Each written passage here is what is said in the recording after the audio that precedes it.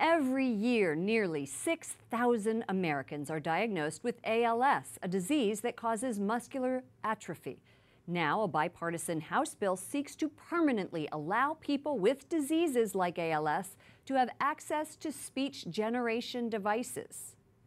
Joining us now is Congresswoman Cathy McMorris Rodgers. This is a very personal issue for you. You have a son with Down syndrome and have been a vocal advocate of disability rights. Tell us about your new bill.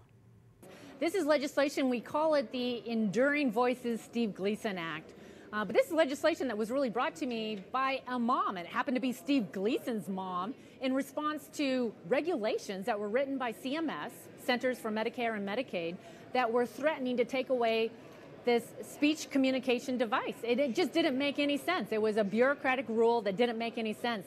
We went to work on it, got a bill signed into law in 2014. Unfortunately, it expires next year, so now we need to get it permanent. And I'm excited, pleased with all of the support that we've gotten. It's been broad bipartisan support, House and Senate, because I think people recognize that this is just another example of a bureaucratic rule getting it wrong. You recently wrote an op-ed in the Washington Post defending the American Health Care Act regarding pre-existing conditions. And it said, despite what people are saying, House Republicans aren't seeking to strip these protections or anyone's protections away.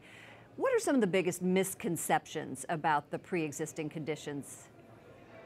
Well, I'm heartbroken by the misinformation, the false information that I hear, and I've met with so many families and individuals with disabilities in particular that are fearful they're going to have their Medicaid completely taken away and they're not going to have access to health care, and it's simply not true. This is a fundamental principle for me, and it is as we move forward with this legislation to ensure that everyone has that peace of mind, that they will have access to health care, and that we do have protections in the law for those with pre-existing conditions, for those that want to renew, ensure that they have that access, and it is protected in the law.